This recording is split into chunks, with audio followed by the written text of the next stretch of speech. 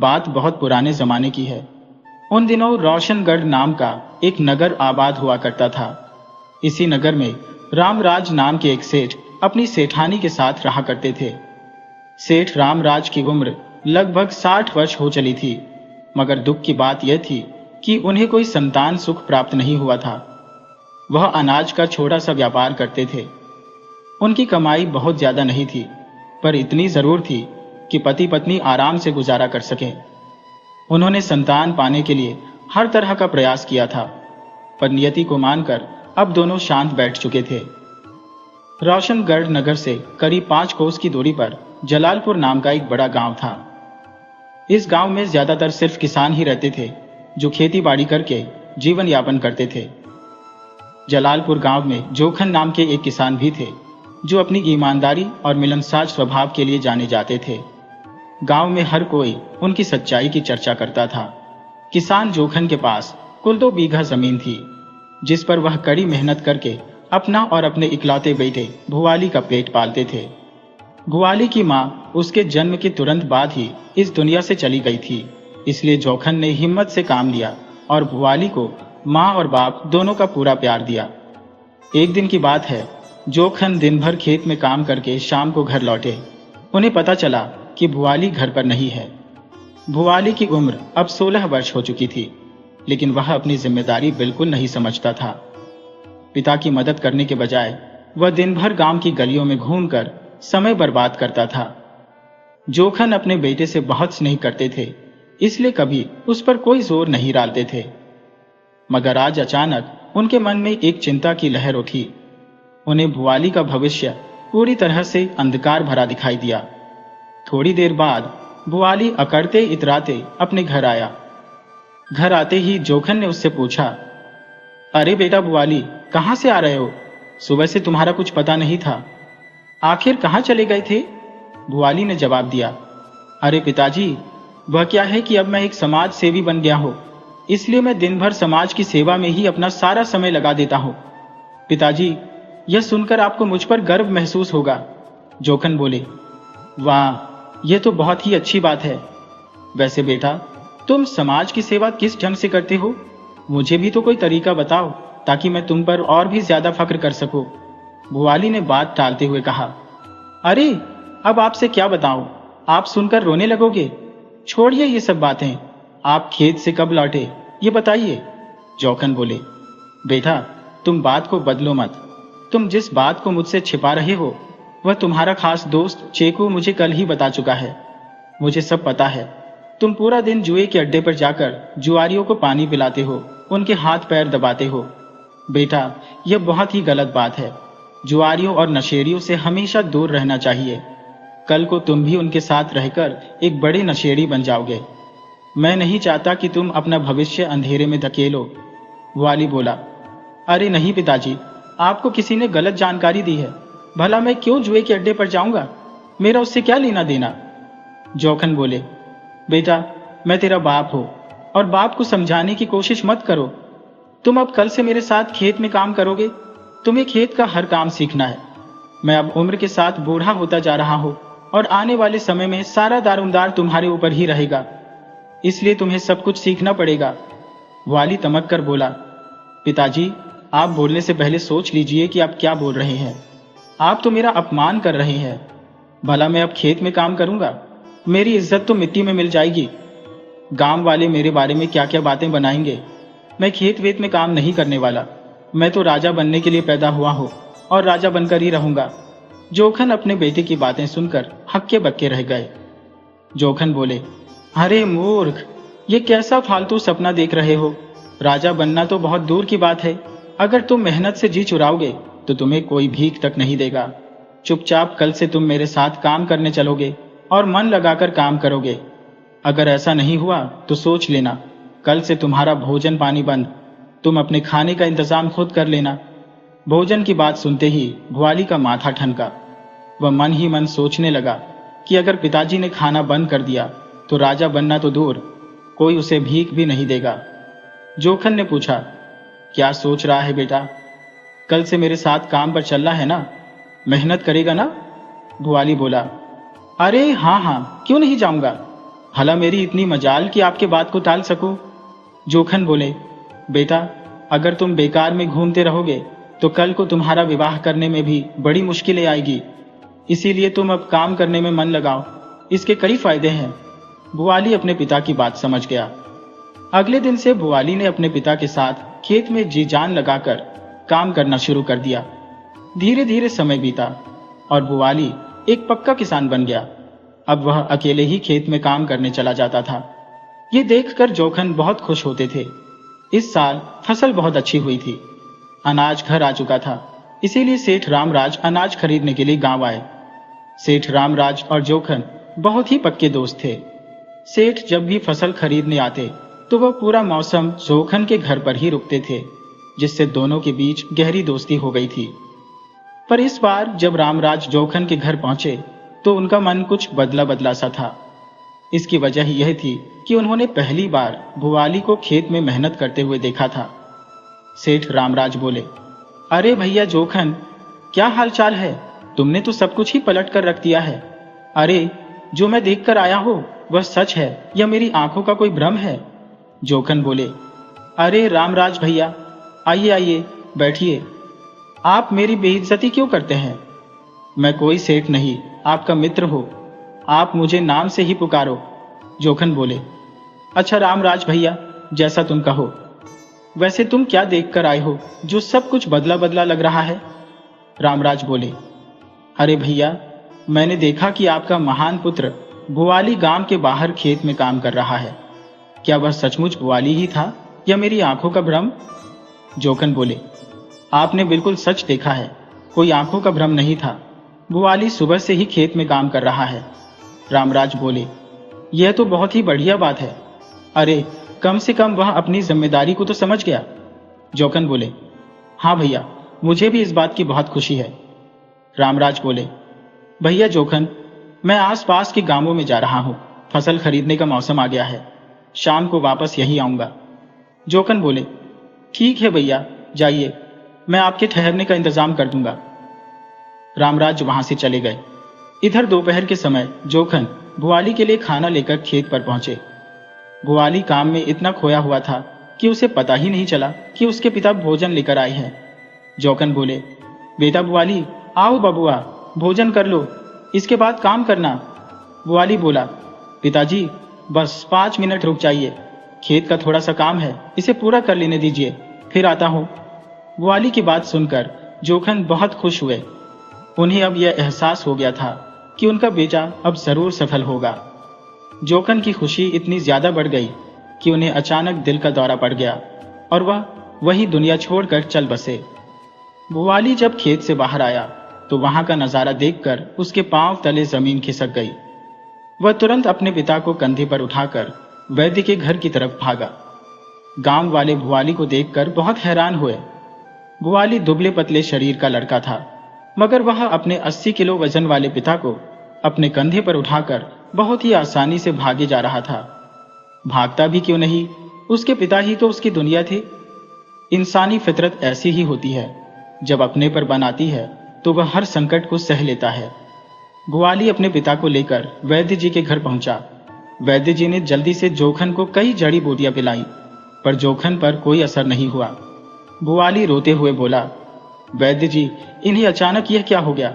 मैं तो देखते देखते बर्बाद हो जाऊंगा। वैद्य जी, कैसे भी करके आप मेरे पिताजी को बचा लीजिए, इनके सिवा मेरा इस जहान में कोई नहीं है। वैद्य जी बोले, बेटा भुआली, अपने आप को मजबूत रखो, ये समय हिम्मत से काम लेने का है।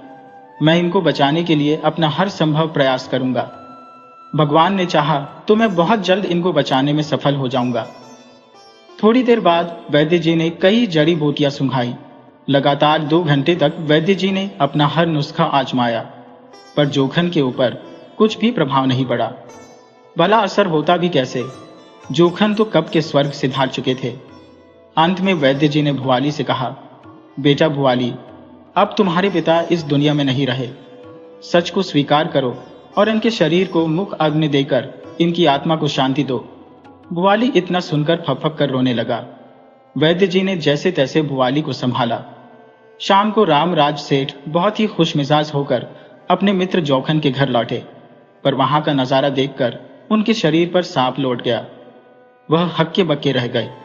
उन्होंने तुरंत भुआली से पूछा, अरे बेटा भुआली, जौखन भाई को क्या हो गया है? तुम जल्दी से वैद्य जी को बुलाओ, यहां बैठकर रो क्यों रहे हो? भुआली बोला, काका जी, अब मेरे पिताजी इस दुनिया में नहीं रहे, मैं अनाथ हो गया काका जी। रामराज बोले, चुप हो जा बेटा, अभी तेरा काका जिंदा है, तू अनाथ नहीं है मेरे बेटे, तू अपने आप को संभाल।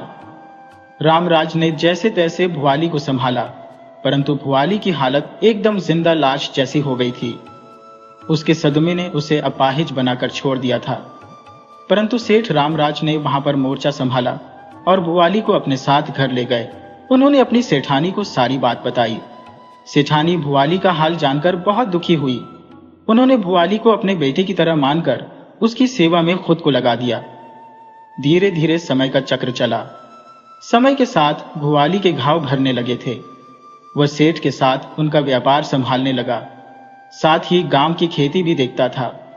एक दिन सेठ ने भुआली से कहा, बेटा भुआली, बात ऐसी है कि तुम गांव में खेती के लिए एक अच्छा मजदूर रख लो और तुम मेरे साथ पूरी तरह से मेरे व्यापार में लग जाओ। मुझे पूरा भरोसा है कि तुम इस व्यापार में सबसे सफल व्यापारी बन जाओगे। भुआली बोला, जी काका जी, जैसी आपकी आज्ञा। भुआली अब व्यापार में पूरी लगन से जुट गया।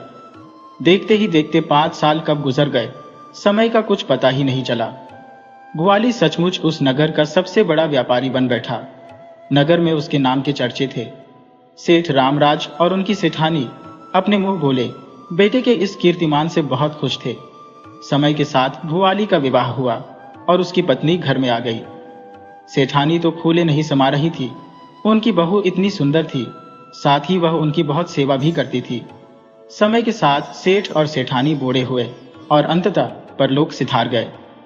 अब सेठ भुआली अपनी पत्नी के साथ अकेले बचे थे। उनके घर में सैकड़ों नौकर काम करते थे। हर तरफ सेठ का जलवा था। सेठ के पास किसी चीज की कोई कमी नहीं थी, फिर भी सेठ बहुत उदास रहते थे। कारण था कि सेठ के विवाह के 10 साल बाद भी उन्हें कोई संतान प्राप्त नहीं हुई थी।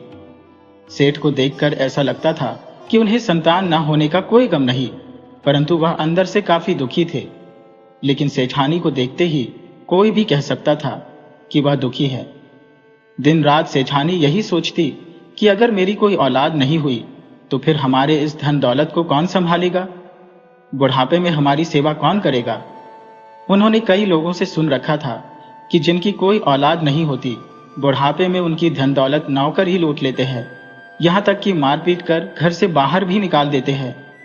सेठानी इस तरह के विचारों में अक्सर खोई रहती थी। यह सब सोचने से उन्हें रात भर नींद भी नहीं आती थी। जब इसी तरह कई दिन बीत गए तो एक सुबह सेठानी ने सेठ को अपनी व्यथा सुनाई कि आप तो अपने कामों में उलझे रहते हैं, परंतु घर में मैं अकेली पड़ी रहती हूँ। बिन बेटे बेटियों के ये इतना बड़ा महल मुझे काटने दौड़ता है।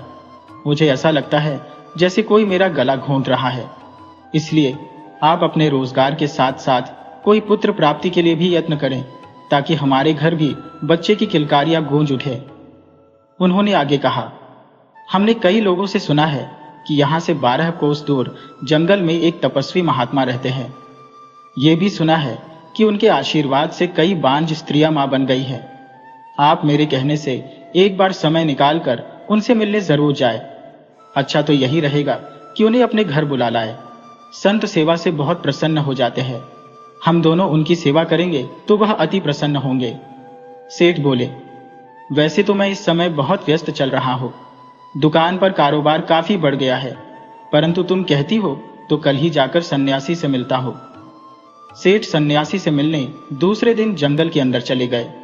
जंगल के बीच में सन्यासी ने एक टूटी फूटी कुटिया बना रखी थी, जो काफी जर्जर हो चुकी थी।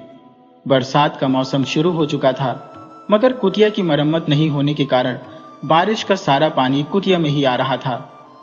वहां एक और बड़ी समस्या यह थी कि जंगल से पहले ही एक बरसाती नाला बहता था, जिसकी धार बरसात के दिनों में इतनी तेज होती थी कि आदमी तो क्या, हाथी को भी बहा ले जा सकती थी। सेठ ने वहां की दयनीय स्थिति देखी और महात्मा से विनती की कि आप बरसात के 4 महीने मेरे यहाँ विराजे। वर्षा खत्म होने के बाद मैं आपकी कुटिया की अच्छी तरह मरम्मत करा दूंगा। मैं कह ही रहा हूं कि आपके लिए एक बहुत अच्छी कुटिया का निर्माण करा दूंगा। महात्मा बोले, सेठ, मैं सन्यासी हूं और सन्यासी किसी के घर नहीं ठहरा करते, अतः तुम्हारे घर जाना मेरे लिए उचित नहीं रहेगा। सेठ ने जोर देते हुए कहा कि बरसात में खुले आसमान के नीचे सन्यासी भी भीगा नहीं करते, अतः आप मेरी बात माने और मेरे घर पधारें। समझ लीजिए कि मेरा घर जब तक आप विराजेंगे घर नहीं, एक आश्रम रहेगा। संत ने पहले बहुत ना नुक्कर किया, लेकिन सेठ के हट के कारण वह सेठ के घर आने को तैयार हो गए।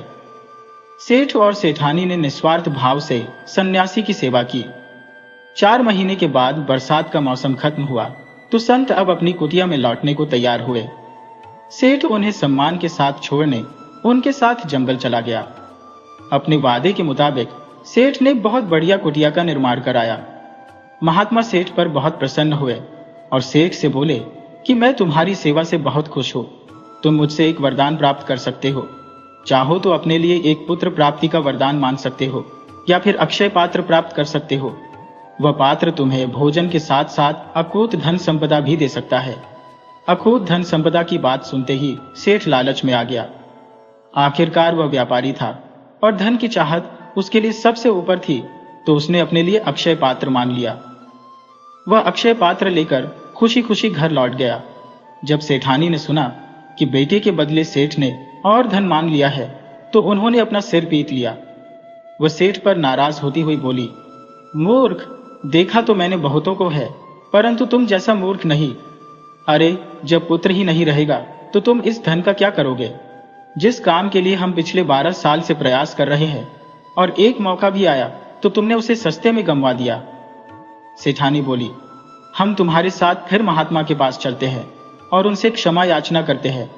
हम इस अक्षय पात्र को उन्हें लौटा देते हैं और बदले में महात्मा से एक पुत्र की मांग करते हैं। दोनों सेठ सेठानी महात्मा के आश्रम पहुंचे। सेठानी ने महात्मा से याचना की, महात्मा जी, हम इस अक्षय पात्र का क्या करेंगे जबकि कोई खाने वाला ही नहीं रहेगा? आप यह अपना अक्षय पात्र वापस रख लीजिए और हमें पुत्र प्राप्ति का वरदान दे दीजिए। महात्मा बोले, सेठानी, यह कोई दुकान नहीं कि जब चाहा सौदा खरीद लिया और पसंद नहीं आने पर वापस जाकर लौटा दिया। अरे, इसका एक वक्त होता है। हम भगवान के एक सेवक मात्र हैं। जो भगवान हमारे मुंह से कहलवा सकते हैं वही कहते हैं। वैसे तुम्हारे सेठ ने पुत्र की मांग न कर अच्छा ही किया। सेठानी बोली, क्या खाक अच्छा किया? सेठ ने तो अपना वंश ही डुबो दिया। महात्मा बोले, सेठानी, मैं तुम्हारी नाराजगी समझ सकता हूं, परंतु मेरे बस में कुछ नहीं। सब करने कराने वाला भगवान ही है। अतः तुम अपने घर लौट जाओ और भगवान की भजन करो। आगे सबका मालिक वही है। सेठानी सेठ पर बहुत नाराज होकर उसे बुरा भला सुना रही थी तो महात्मा ने कहा, सेठानी, आप नाराज ना हो। तुम अगर यह जानना चाहती हो कि सेठ ने पुत्र नहीं मांगकर क्या अच्छा किया तो घर लौटते वक्त नाला पार करके एक गरीब किसान का घर मिलेगा। आज की रात उसी के घर आश्रय मानकर ठहर जाना। तुम्हारी आंखें खुल जाएगी, तुम्हें तुम्हारे सवालों का सही जवाब मिल जाएगा। सेठानी बोली, हम जरूर जानना चाहेंगे कि आखिर क्या वजह है जो महात्मा खुद अपने मुंह से बताना नहीं चाहते और एक किसान के घर में हमारे सवालों का जवाब मिलेगा। सेठ सेठानी रात होने का इंतजार करने लगे। शाम होने पर सेठ सेठानी जंगल से चले। उस किसान के पास पहुंचते पहुंचते काफी रात हो गई। दोनों उस किसान के पास गए और ठहरने का आश्रय मांगने लगे। किसान बड़ी मुश्किल में पड़ गया क्योंकि उसके पास कोई रात में ठहरने आता ही नहीं था। उसके घर में एक चारपाई थी और पशु के बाड़े में एक बड़ा सा पत्थर रखा था। पशुशाला में उसके पास एक गाय और एक बकरी बंधी थी। किसान अकेले ही रहता था। किसान सेठ से बोला कि आप आई हैं तो आपका स्वागत है। घर आए अतिथि को मैं भगा नहीं सकता, परंतु समस्या यह है कि मेरे पास आपके खाने का कोई प्रबंध नहीं है। सेठानी बोली, हमारे पास खाने का इंतजाम है। हम जिस घर ठहरते हैं उसके लिए हम खुद भोजन का प्रबंध कर देते हैं। आप भी इसमें से ले लो और खाओ। बस आप हम दोनों को अपने घर ठहरने की अनुमति दे दो। किसान बोला, मेरे पशुशाला में एक बड़ा सा पत्थर रखा है, आप दोनों रात में वहीं सो सकते हैं। सेठ सेठानी बोले, आप जहां भी उचित स्थान समझो आश्रय दे दो, हम वहीं ठहर जाएंगे। दोनों सेठ सेठानी रात में किसान के गौशाला में ठहर गए। सेठ तो बहुत थका हुआ था, सो आराम से सो गया, परंतु सेठानी को नींद नहीं आ रही थी। कहाँ वह रोज मखमली गद्देदार पलंग पर सोने वाली आज बिना बिस्तर के खुले में एक पत्थर पर सोई थी। आधी रात में सेठानी ने एक विचित्र घटना देखी कि बकरी और गाय आपस में मनुष्य की तरह बातें कर रही थी। सेठानी ने धीरे से कुहनी मारकर सेठ को जगाया। सेठ और सेठानी दोनों गाय और बकरी की बातें सुनने लगे। गाय बकरी से कह रही थी कि ये सेठ सेठानी आज महात्मा के पास पुत्र प्राप्ति के लिए गए थे। सेठानी सेठ से बहुत नाराज चल रही है क्योंकि सेठ ने बेटे के बदले धन मांग लिया है। बकरी बोली, सेठ बहुत बड़ा लोभी लगता है, इसे अपने लिए पुत्र मांगना चाहिए था। तब गाय बोली, नहीं रे, सेठ ने बिल्कुल अच्छा किया है, क्योंकि सेठ अगर पुत्र मांग लेता तो उसका पुत्र 1 साल बाद मर जाता, जिसकी जुदाई सेठानी बर्दाश्त नहीं कर पाती और समय से पहले मर जाती। दरअसल सेठ के भाग्य में पुत्र का सुख लिखा ही नहीं है। बकरी बोली, तब तो सेठ निसंतान मर जाएगा, ये तो बहुत बुरा होगा। गाय बोली, लेकिन सेठ चाहे तो अपनी किस्मत बदल सकता है। बकरी बोली, वह कैसे? तब गाय बोली, हमारे मालिक को कल जंगल से एक नन्ही सी बच्ची मिली है। अगर सेठ उस बच्ची को हमारे मालिक से मांग लेता है तो उसकी तो तकदीर ही बदल जाएगी। लड़की सेठ के लिए बहुत भाग्यशाली होगी, मगर लड़की के बड़ी हो जाने पर एक दिक्कत आएगी। अगर सेठ अपनी मर्जी से उस लड़की का विवाह करता है तो उसका पति मर जाएगा, जबकि लड़की अपनी मर्जी से विवाह करती है तो उसका पति 100 साल से भी अधिक जिएगा और सेठ के लिए भी वफादार साबित होगा। गाय और बकरी फिर चुप हो गईं। सेठ सेठानी को शंका हुई कि गाय बकरी भला सच कैसे बोल सकते हैं। सेठ सेठानी ने सत्यता जानने के लिए किसान से पूछ ही लिया कि क्या आपके घर एक बेटी भी है? किसान बोला, हाँ, एक अभागन लड़की मुझे कल ही मिली थी, परंतु समस्या है कि स्त्री के बगैर उसका लालन पालन कैसे होगा। सेठानी बोली, आप कृपा कर बच्चे हमें दे दे, बदले में हम आपको बहुत सारा धन देंगे। सेठ सेठानी अक्षय पात्र साथ लिए थे। उन्होंने किसान को कई हजार स्वर्ण मुद्राएं दे डाली। किसान संतोषी था तो उसे खुद ही मना करना पड़ा। सेठ सेठानी उस बच्ची को लेकर चल पड़े और अपने बड़े से महल में आ गए। सेठानी उस बच्ची का लालन पालन अपनी पुत्री समझकर करने लगी। समय का पहिया धीरे धीरे आगे बढ़ने लगा। छोटी सी बच्ची कब सयानी हो गई, किसी को कोई खबर ही नहीं हुई। सेठ सेठानी से बोले कि अब तो बेटी सयानी हो चली है, हमें उसके विवाह के विषय में सोचना चाहिए। सेठानी बोली, खबरदार, भूल से भी ऐसी बात जुबान पर मत लाना। आपने सुना नहीं था कि गाय ने क्या कहा था? हमारी बेटी अपनी पसंद की शादी करेगी और वही हमारी भी पसंद होगी। माखन आपू नाम का एक गांव था। वहां एक बहुत गरीब किसान रहता था। उसका एक बेटा था जिसका नाम संतोष था। बाप बेटा परिश्रम करने के बाद भी ठीक से अपना गुजारा नहीं कर पाते थे। अतः दोनों बाप बेटा ने फैसला किया कि अब हम राजनगर चलेंगे और वहीं कोई काम धंधा कर अपना गुजारा करेंगे। वे कई दिनों तक काम की तलाश में इधर उधर घूम रहे थे। सेठ की बेटी कविता रोज की तरह बाजार में कोई सामान लेने पैदल ही गई हुई थी। वह अक्सर लाल कपड़ा ही पहना करती थी। किसी ने शरारतवश काम से लाकर एक सांड छोड़ दिया था जो लाल कपड़ा देखकर भड़क उठता था। सांड ने कविता को देखकर हमला कर दिया। वह उसे उठाकर फटकने ही वाला था कि संतोष और उसके पिता ने सांड की पूंछ पकड़कर जोर से घुमाना शुरू कर दिया। वे बहुत देर तक सांड को घुमाते रहे तो सांड किसी तरह अपनी जान बचाकर भागा। इस तरह दोनों ने कविता की जान बचा ली थी। कविता ने इसके लिए दोनों को धन्यवाद दिया और बोली कि आप लोग बहुत भले आदमी हो। इस नगर में कभी कोई किसी की मदद नहीं करता, परंतु आप दोनों तो जैसे फरिश्ता हो। आप लोग इस नगर में कहाँ रहते हो और क्या करते हो? संतोष बोला, हम गांव के रहने वाले हैं और काम की तलाश में शहर आए हुए हैं, लेकिन हम अभागे हैं। अभी तक हमें कोई काम नहीं मिला है। कविता बोली, अरे, आप लोगों ने मेरी जान बचाई तो हमारा भी आपके प्रति कुछ कर्तव्य बनता है। आप दोनों को कहीं और काम ढूंढने की जरूरत ही नहीं। आप मेरे साथ चलो, अभी से समझ लो आपको काम मिल गया। मैं आप लोगों को रहने खाने पीने की भी व्यवस्था करा दूंगी। और काम भी आप दोनों को बहुत आसान दिलवाऊंगी।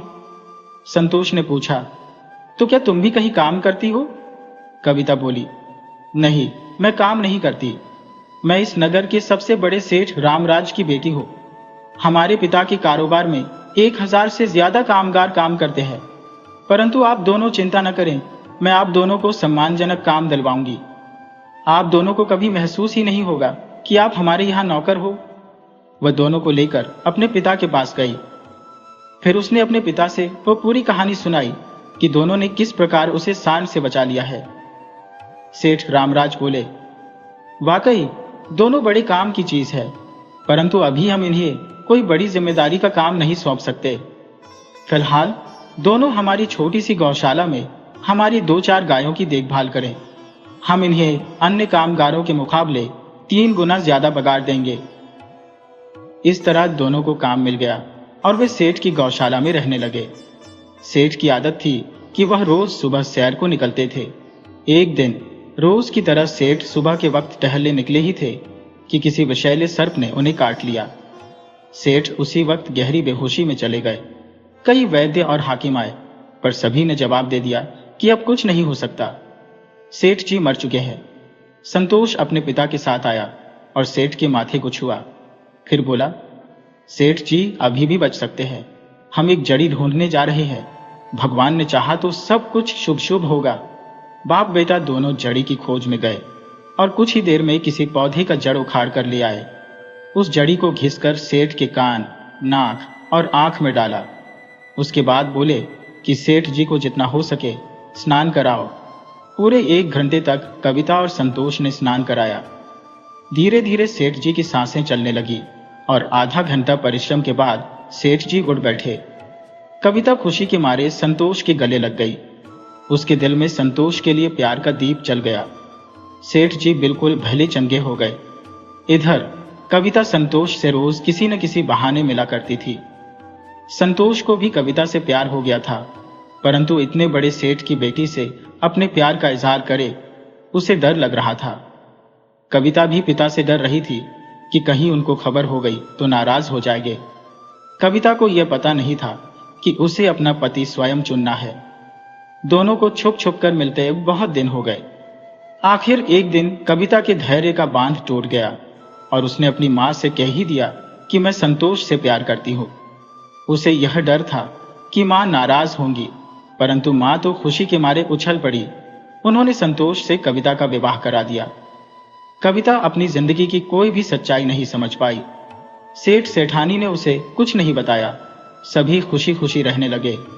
अब आप ध्यान से कहानी को सुने और चैनल को सब्सक्राइब जरूर करें। विक्रमपुर नाम का एक गांव था। उस गांव में एक बहुत कंजूस सेठ रहा करता था। उसकी दुकान खूब चलती थी और हर वक्त भीड़ लगी रहती थी। वह इतना पैसा कमाता था कि उसकी पत्नी, बेटे, बहू और बेटी खूब मौज कर रहे थे, परंतु सेठ के दिन हमेशा गरीबी में ही बीतते थे।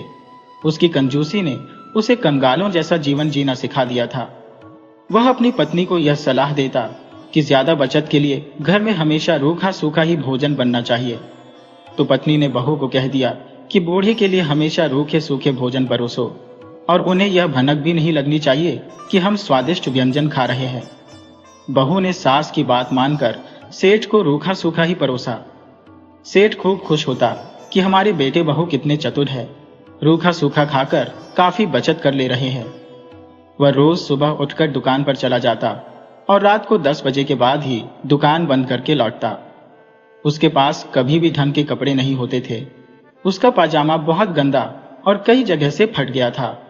पत्नी ने उससे कहा भी था कि आप कपड़े पहनने में कंजूसी मत करो, कम से कम 2 कपड़े तो रखा करो। तो सेठ बोलता, पुरुष को एक ही कपड़े रखने चाहिए, मैं कोई स्त्री थोड़े हो कि 2 कपड़े रखो। अब उसके फटे पाजामे को देखकर गांव की स्त्रियां टोकने लगी थी। वे कहती थी, सेठ अब क्या नंगा होकर दुकान चलाओगे? तुम्हारे कपड़े इतने फट गए हैं कि तुम्हारा अंतरंग भी साफ दिख जा रहा है। तुम्हारी दुकान पर ज्यादातर स्त्रियां ही आती हैं, जो रिश्ते में सभी तुम्हारी बेटी बहू लगेंगी। तुम कुछ तो शर्म करो। सेठ बोलता, अगर तुम सब मेरी बहू हो तो तुम्हें खुद चाहिए कि मेरे लिए पाजामा बनवा दो। मैं बूढ़ा हो गया हूं, जिस तरह तुम बहुएं मुझे रखोगी रह लूंगा। स्त्रियों ने देखा कि यह आदमी ऐसा है कि यह अपने से पाजामा नहीं खरीदने वाला। तो 10-11 स्त्रियों ने कुछ पैसा इकट्ठा किया और सेठ को एक पाजामा बनवा दिया। वे ले जाकर सेठ के ऊपर फेंक आई कि लो, इसे पहन लो, हमने तुम्हारी इज्जत ढकने के लिए पाजामा बनवा दिया है, अब इसे पहन लेना, अब और ज्यादा बेशर्मी मत करना। सेठ खुश हुआ। उसने पाजामा को नाप कर देखा तो पाजामा एक बालिश्त बड़ा था। उसने सोचा, चलकर पत्नी को दे दूंगा, वह नीचे से एक बालिश्त नापकर काट लेगी, फिर पाजामे को फिटिंग कर देगी। रात में जब घर आया तो उसकी पत्नी सो चुकी थी। वह खा पी कर सो गया। सुबह में जल्दी उठा और पत्नी से बोला कि भाग्यवान, ये पाजामा एक बालिश्त बड़ा बन गया है, तुम अपने बालिश्त से एक बालिश्त नापकर छोटा कर दो। स्त्री बोली, अभी मैं पूजा पाठ में व्यस्त हूं, खाली होने पर ठीक कर दूंगी, आप आज पुराने वाला कपड़ा पहनकर दुकान चले जाओ। सेठ को लगा कि पत्नी मेरे पाजामे को फिटिंग नहीं करने वाली। वह बहू के पास गया और बोला, बहू, मेरे पाजामे को एक बालिश्त छोटा करना है। बहू बोली, पिताजी, मैं अभी आपके लिए खाना तैयार कर रही हूं, पाजामा को अपने कमरे में रख दीजिए, मैं रसोई से खाली होते ही छोटा कर दूंगी। सेठ को लगा कि बहू सचमुच व्यस्त है। वह अपनी बेटी के पास गया। बेटी ने कहा, पिताजी, अभी बच्चे की देखभाल कर रही हो, खाली होते ही ठीक कर दूंगी, आप आज पुराने कपड़े ही पहनकर दुकान चले जाओ। सेठ समझ गया कि मैं गलत वक्त पर खुद ही हूं। सेठ पुराना पाजामा पहनकर दुकान गया तो स्त्रियों ने देखा कि सेठ तो नया पाजामा देने के बाद भी पुराना पाजामा पहनकर आया है, तो सोची कि लगता है सेठ ने पाजामा बेच दिया है। वे सेठ पर बहुत नाराज हुई और बोली, आपको यदि दुकान चलानी है तो ढंग के कपड़े पहनकर आने होंगे, नहीं तो कल से सड़े गले टमाटरों से आपका स्वागत होगा। इधर सेठ की पत्नी पूजा पाठ से खाली हुई तो उन्हें ख्याल आया कि सेठ जी ने पाजामा छोटा करने को बोला था, तो वह पाजामे को एक बालिश्त काट कर छोटा कर दी और पाजामे को संभाल कर रख दिया। उधर रसोई से बहू खाली हुई तो सोची कि ससुर जी पाजामा छोटा करने को बोल गए हैं। वह भी एक बालिश्त पाजामे को काट कर छोटा कर दी और पाजामे को संभाल कर रख दिया। तभी सेठ की बेटी को ख्याल आया कि पिताजी ने कहा है कि पाजामे को फिटिंग करना है, तो वह भी पाजामे को एक बालिश्त काट कर छोटा कर दी और पाजामे को संभाल कर यथास्थान रख दी। शाम में सेठ आया तो पहले पाजामे को ही उठाकर देखा, मगर अपने पाजामे को देखकर माथा पकड़ लिया। उसका पाजामा अब अंडरवियर बन चुका था।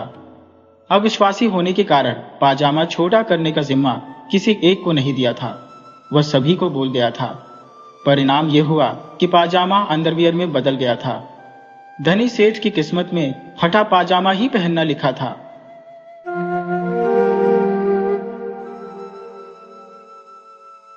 नमस्कार मेरे प्यारे दोस्तों, ये कहानी है एक भोले भाले किसान, उसकी मेहनत, उसके परिवार की खुशियों और फिर एक भयानक राक्षसी के षड्यंत्र से उपजे गहरे संकट की, जिसमें एक परिवार को टूटने और बिखरने का सामना करना पड़ता है। ये कहानी आपको सत्य, छल और साहस के सफर पर लेकर जाएगी। आइए कहानी शुरू करते हैं। कृपा करके केटीवी स्टोरी को सब्सक्राइब करें। हमारी इस प्रस्तुति को लाइक, शेयर और कमेंट करना ना भूलें। बहुत पुराने समय की बात है। चंपक नाम का एक गांव था जो पूरी तरह से किसानों पर आश्रित था। बड़े जमींदार हो या छोटे किसान, सब मिलजुल कर रहते थे। इसी गांव के उत्तर टोला में गंगू नाम का एक बहुत गरीब किसान अपनी पत्नी के साथ रहता था। गंगू स्वभाव से सभ्य और शांत था। उसके भीतर जन्म से ही एक अद्भुत गुण था। वह जिस फसल की बुवाई करता था वह हमेशा बाकी फसलों से अधिक मजबूत और घनी होती थी। गंगू के पास थोड़ी सी खेती थी जिसमें वह दिन रात मेहनत करता और अपने परिवार के लिए साल भर का अनाज पैदा कर लेता था। वह अपने जीवन से बहुत संतुष्ट और सुकून से रहता था। आदमी के मन में अगर संतोष हो तो वह कम में भी सुख पा लेता है, मगर धन के लोभ की लालसा हो तो बहुत धन होने पर भी चैन नहीं मिलता। पुराने समय में गांव के लोग बहुत संतोषी होते थे और थोड़े में ही मस्त रहते थे। गांव वालों में छल कपट नहीं था। वे एक दूसरे के सुख दुख में हमेशा साथ खड़े रहते थे। गांव वालों में छल कपट नहीं था। वे एक दूसरे के सुख दुख में हमेशा साथ खड़े रहते थे। वे एक दूसरे के सुख दुख में हमेशा साथ खड़े रहते थे। गांव वालों में छल कपट नहीं था। वे एक दूसरे के सुख दुख में हमेशा साथ खड़े रहते थे। पूरा गांव एक परिवार जैसा था, मगर आज के युग में तो भाई भी भाई को देखना नहीं चाहता। खैर, समय का चक्र चलता रहता है। किसान गंगू और उसकी पत्नी दोनों आनंद से अपना जीवन बिता रहे थे। उसकी पत्नी भी बहुत मेहनती थी। वह पति के साथ खेत में काम करने जाती और शाम को घर आकर भोजन बनाती। मेहनत करते करते उनका जीवन सुखपूर्वक बीतता रहा और कब उनकी शादी को 5 वर्ष बीत गए उन्हें पता ही नहीं चला। एक शाम गंगू की पत्नी ने दुखी होकर कहा, हमारी शादी को 5 साल बीत चुके हैं, पर हमारे घर में एक भी बच्चा नहीं हुआ। मुझे लगता है कि मुझ में ही कोई कमी है। आप दूसरी शादी क्यों नहीं कर लेते? गंगू ये सुनकर भड़क उठा। वह बोला, तुम्हारी अक्ल घास चरने गई है क्या? अरे, मैं तुम्हें अपनी जान से भी ज्यादा प्यार करता हूं। तुम मेरे अंदर इस कदर समा गई हो कि मैं दूसरी शादी करना तो दूर, अगर किसी पराई औरत के बारे में सोच भी लूं तो मेरी जान खुद ब खुद निकल जाए। पत्नी ने समझाते हुए कहा, परंतु हम इसी तरह कब तक काम करते रहेंगे? एक दिन हमारा भी बुढ़ापा आएगा और मैं नहीं चाहती कि मेरे कारण मेरे पतिदेव को बुढ़ापे में कष्ट उठाना पड़े। मुझसे नहीं तो दूसरी पत्नी से तो आपके बच्चे होंगे। वह भले ही मेरा ध्यान न रखे, पर आपका ध्यान तो अवश्य रखेंगे। गंगू ने गहरी सांस ली और बोला, देखो भाग्यवान, मुझे मौत पसंद है। मैं जीते जी नर्क का भोग कर सकता हूं, पर दूसरी शादी कभी नहीं कर सकता। तुम घबराओ मत, अभी हमारे पास बहुत समय है। अभी तो केवल 5 वर्ष ही गुजरे हैं।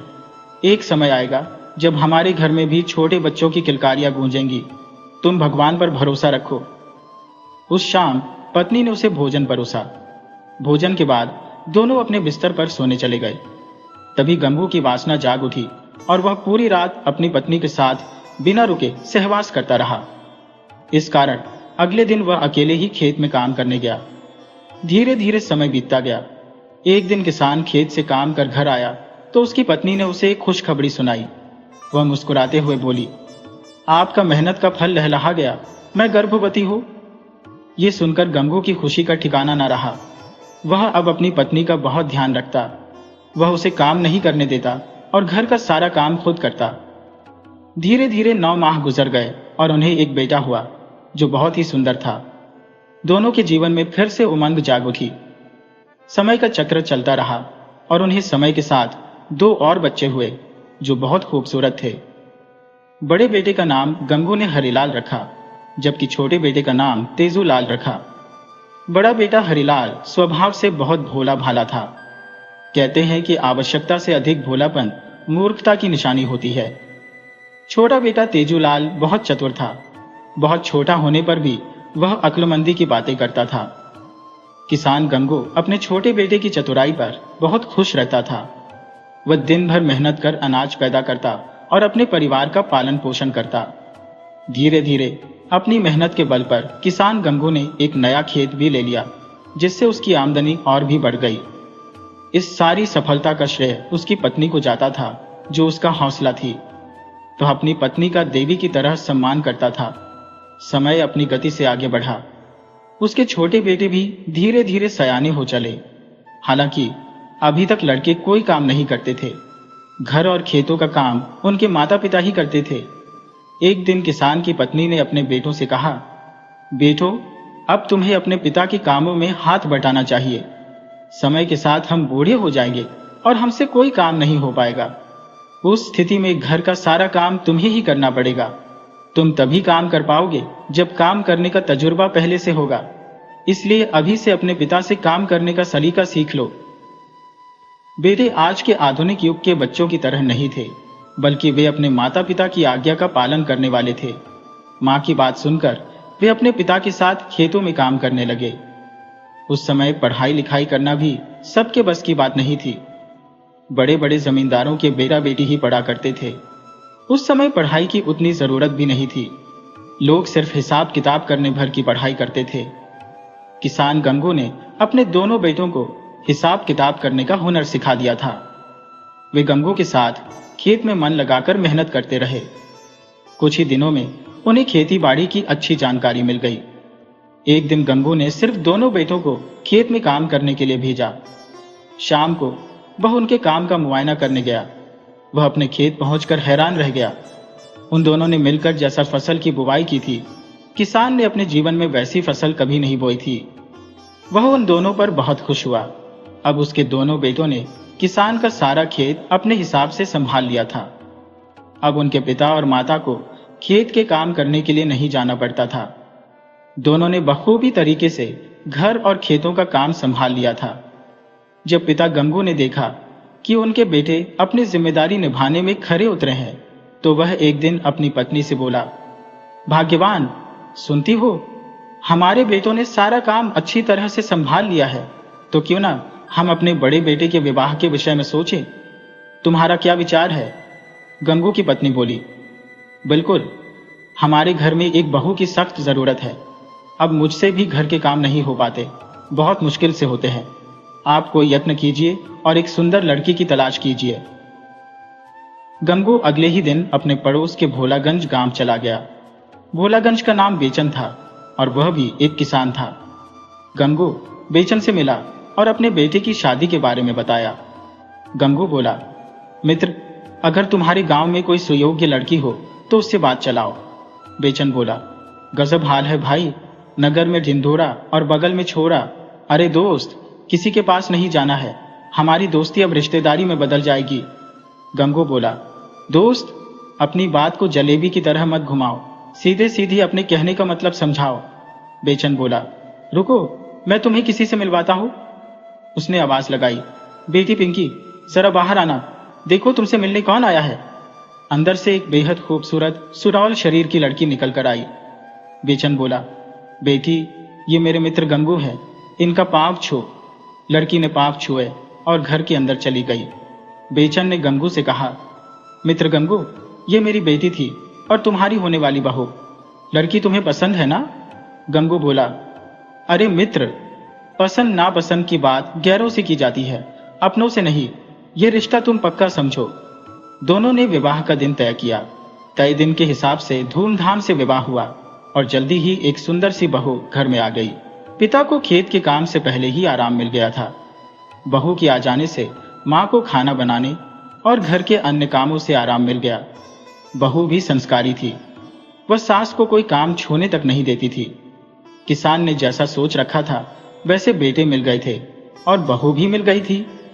दोनों पति पत्नी भगवान की असीम कृपा मानकर अपने को धन्य समझने लगे और कीर्तन भजन करने लगे। सभी के दिन आनंद से गुजर रहे थे, लेकिन सुख के दिन ज्यादा दिन तक नहीं रहते। प्रकृति का नियम है कि अगर दिन है तो रात होगी ही। जब अगला साल आया तो अपने साथ मुश्किलें लेकर आया। आसमान से पानी की एक बूंद भी धरती पर नहीं गिरी। बादल आए और बिन बरसे चले गए। खेतों की फसल चौपट हो गई और भयंकर सूखा पड़ गया। किसान के घर में पहले से संचित बहुत अधिक अनाज नहीं था। पिछली साल का अनाज बेचकर बेटे का विवाह हुआ था और घर का खर्च भी अनाज बेचकर चलता था। किसान के घर में सब कुछ अनाज के बिकने पर ही होता है। इस कारण सिर्फ 3 माह की ही खुराक शेष बची थी। गंगू बहुत भयभीत था कि आने वाले समय में क्या होगा। कुछ दिन बाद गंगू चिंतित होकर अपने बड़े बेटे से बोला, बेटा हरिलाल, इस वक्त हमारे क्षेत्र में भयंकर अकाल पड़ा हुआ है, जबकि पड़ोसी राज्य में अकाल की स्थिति नहीं है। गांव के बहुत से लड़के मेहनत मजदूरी करने गए हुए हैं, अतः तुम दोनों को भी जाना चाहिए। जब तुम 3-4 महीने काम कर लोगे तो भूखमरी की स्थिति नहीं रहेगी और फिर अगली फसल लगाने के लिए तुम्हारे पास पैसे भी हो जाएंगे। हरिलाल बोला, पिताजी, आपको जो उचित लगे, आपका जो आज्ञा होगा, मुझे मंजूर है। गंगू बोले, बेटा, हमारे पास मजबूरी है। अगर सब एक साथ घर पर पड़े रहे तो हमारे घर में भूखे मरने की नौबत आ जाएगी। हरिलाल बोला, पिताजी, मैं अकेले ही कहीं काम के लिए जाता हूँ। तेजूलाल आप दोनों और अपनी भाभी की देखभाल करता रहेगा। पिता बोले, बुड़बक, जब तक तुम्हारे साथ तेजूलाल नहीं रहेगा तो तुम कहीं खो जाओगे। उसे साथ लेकर ही जाना। साथ ही तुम दोनों एक साथ काम करोगे तो पैसा भी दुगुना मिलेगा। तेजूलाल घर बैठकर क्या करेगा? हम इतने भी बुजदिल नहीं हैं कि एक बेटे को घर बैठाए और दूसरे बेटे को गधे की तरह खट्टाए। और सिर्फ 3-4 महीने की बात है, किसी तरह काम करके वापस आ जाना है, फिर हम तुम्हें प्रदेश थोड़े जाने देंगे। हमारा खुद इतना जमीन है, अगले साल बारिश होगी तो खेती का काम कौन करेगा? दोनों भाई पिता की बात मानकर दूसरे राज्य जाने को तैयार हुए। तो मां ने समझाया कि बेटो, तुम लोग चाहे किसी भी राज्य में जाओ, किसी भी दिशा में जाओ, मगर उत्तर दिशा में भूल से भी न जाना।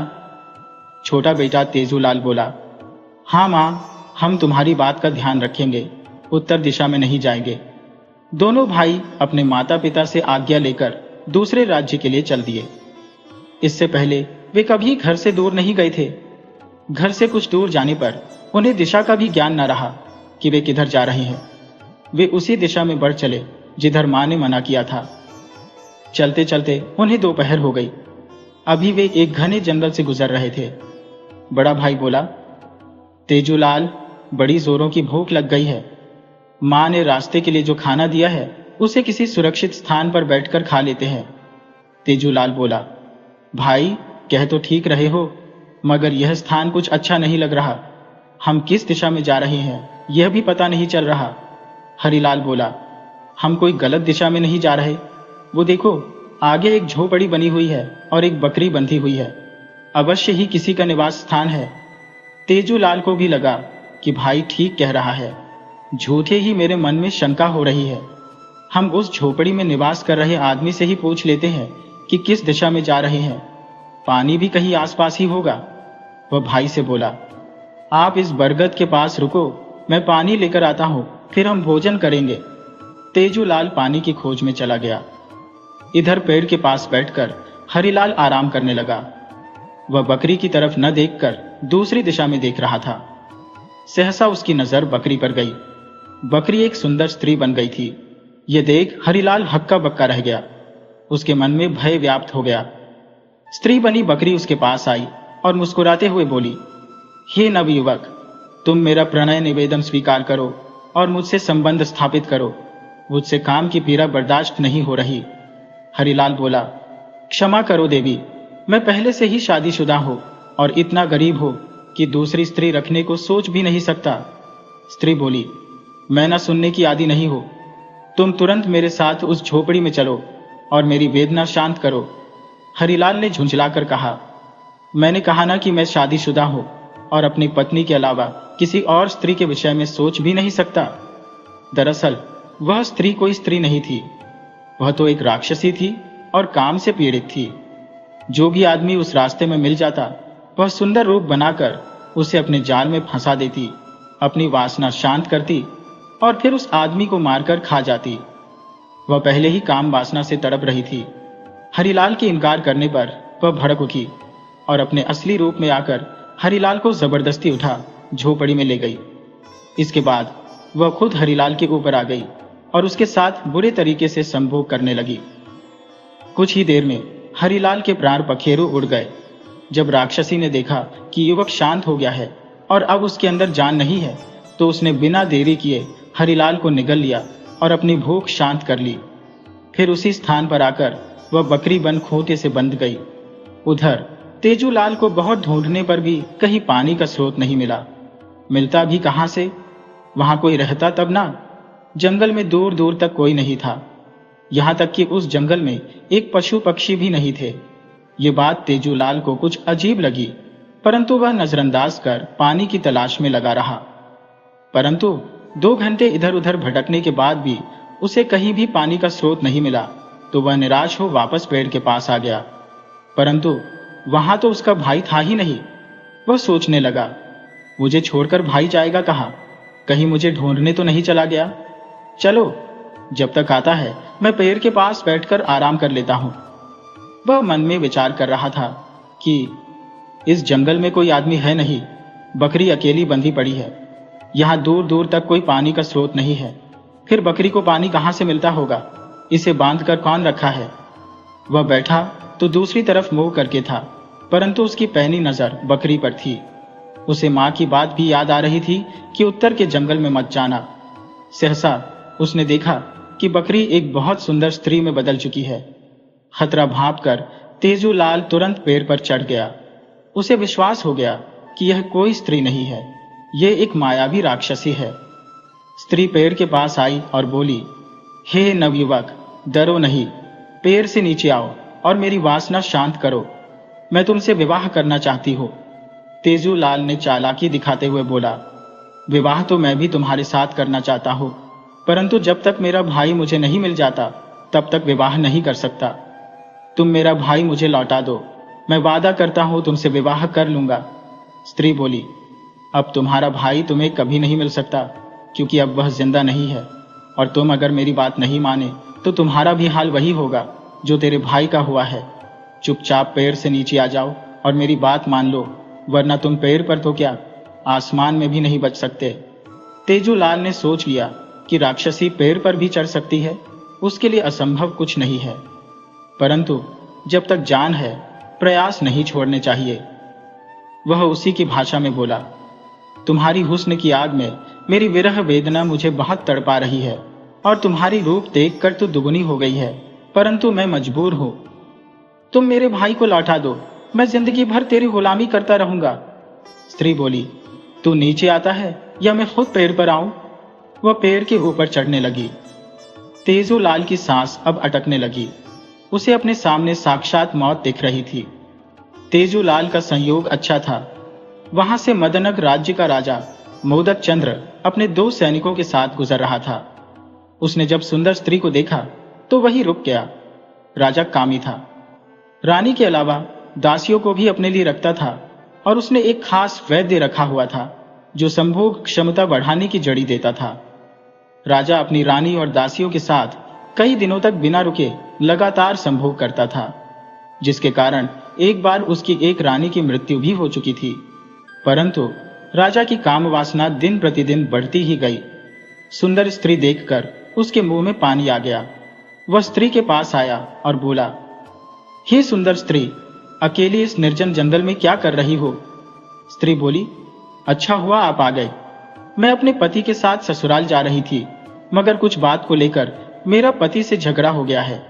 मैंने उससे माफी भी मांग ली है, मगर यह पेड़ पर जा बैठा है, नीचे आ ही नहीं रहा।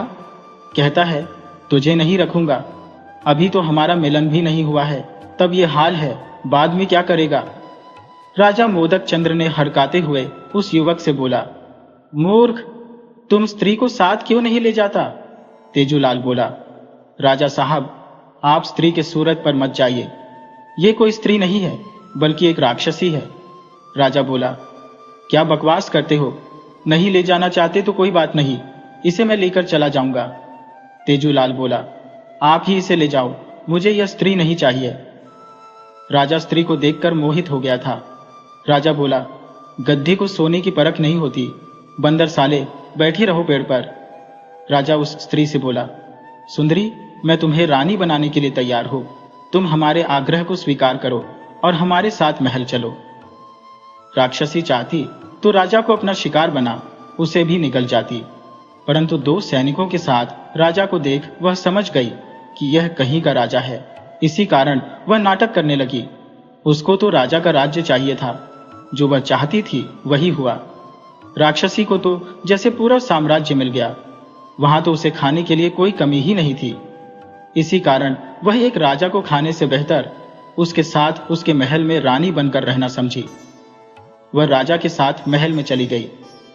राजाओं की यह आदत थी कि वे एक साथ कई विवाह कर लेते थे, तो बड़ी रानी को कोई विशेष आश्चर्य नहीं हुआ।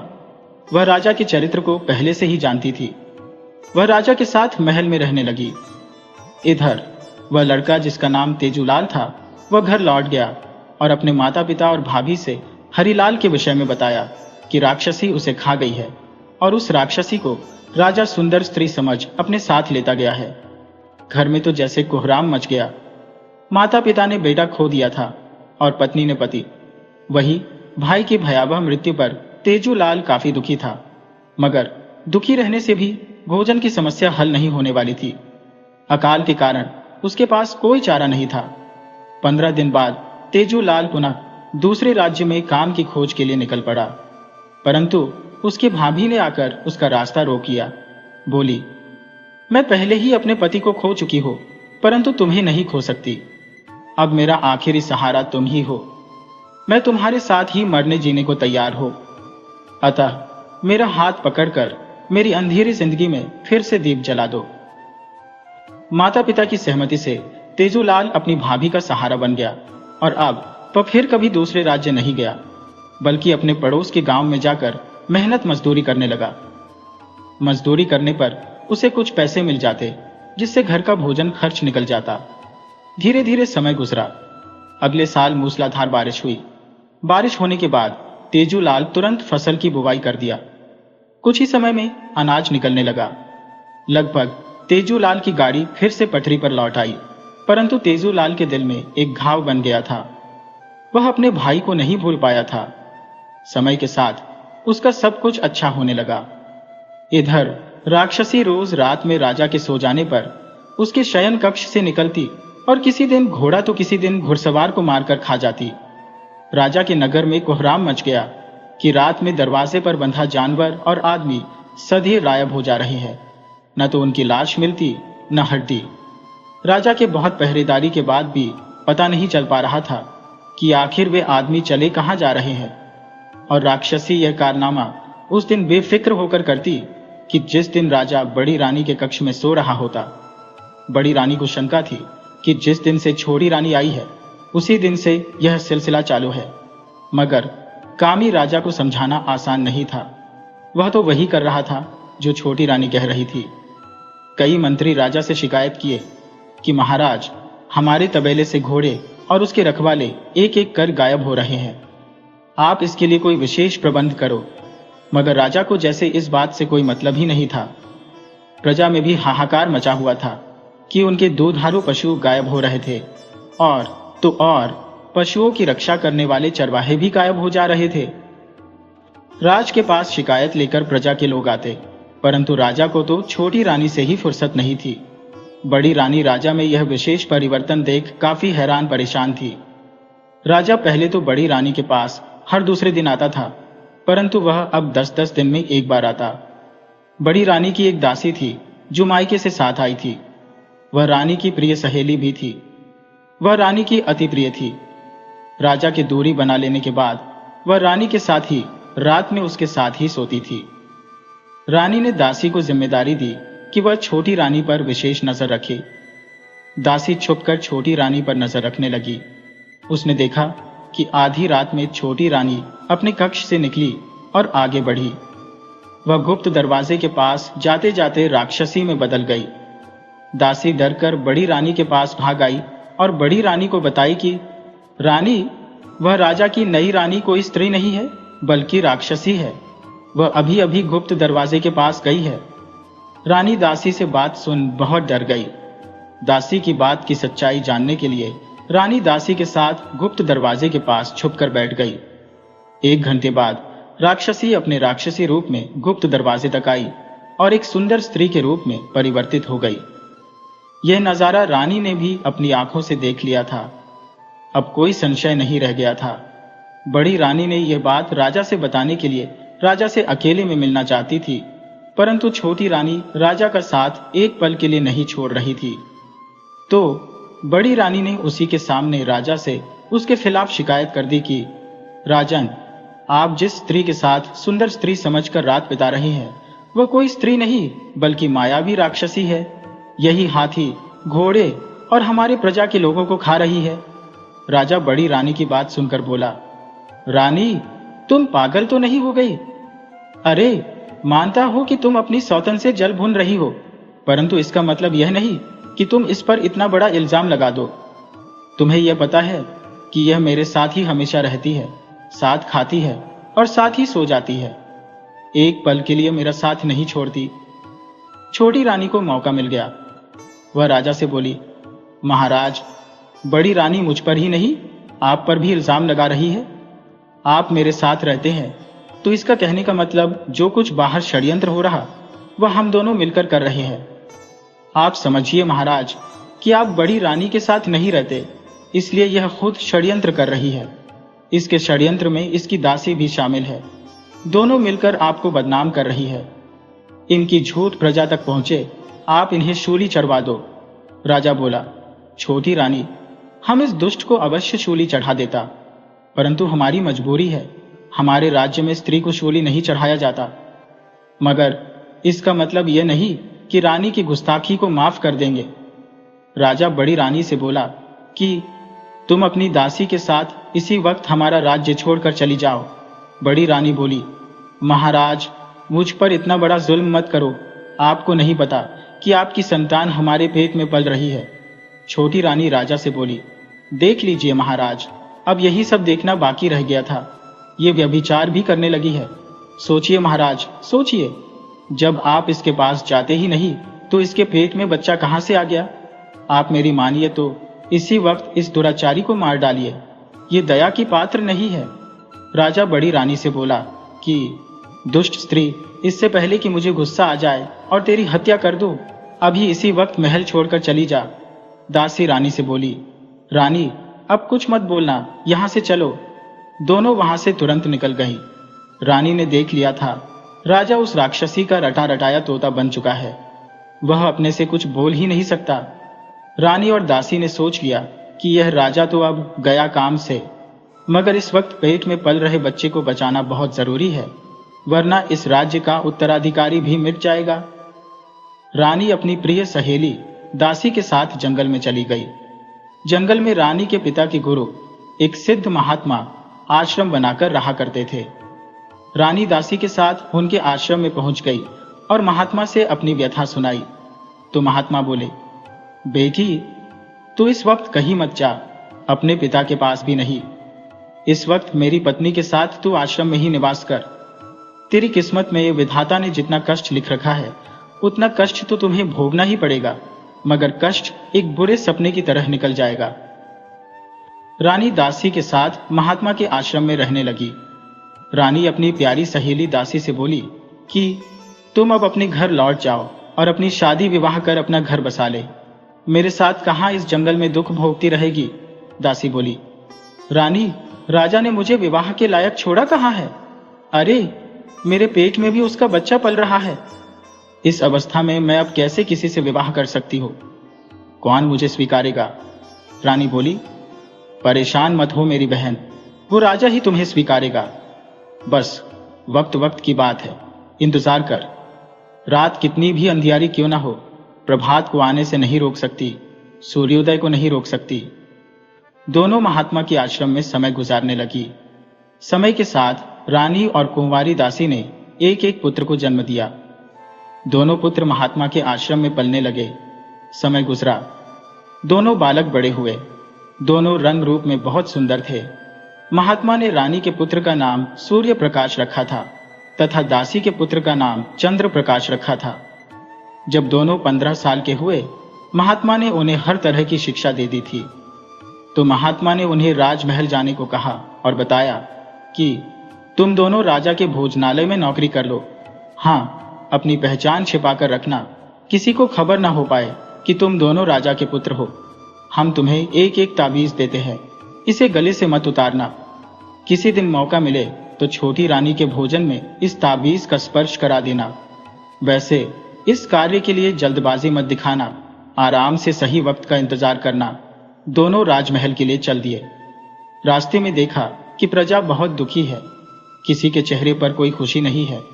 कुछ लोग राजा को कोस रहे हैं कि ऐसा दुष्ट राजा कोई नहीं हुआ, इतना बड़ा काम ही है कि एक पराई स्त्री के मुंह में फंसकर धर्मात्मा रानी को महल से निकाल दिया, और वह स्त्री कोई स्त्री नहीं, राक्षसी है।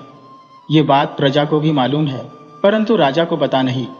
वह राक्षसी को पत्नी बना उसके साथ 15 साल से रह रहा है। अच्छा हुआ जो राजा से उसको कोई पुत्र नहीं हुआ है, वरना राक्षस राज्य स्थापित हो जाता। तरह तरह की बातें सुनते हुए दोनों राज दरबार पहुंच गए और राजा से बताया कि हम जंगल के पास के गांव से आए हुए हैं, हम एक किसान के पुत्र हैं, हम आपके दरबार में नौकरी करना चाहते हैं। राजा नौकरी पर रखने से पहले अपनी रानी की तरफ देखा। रानी ने पहले ही सोच लिया था कि इतने सुंदर है कि इन्हीं महल के अंदर ही कोई काम देना चाहती हो, इनके साथ तो मैं रात भी बिता सकती हूँ। उसके मन में काम वासना हिलोरे ले रही थी। राजा से बोली, आप इन्हें अपने भोजनालय में रख लें।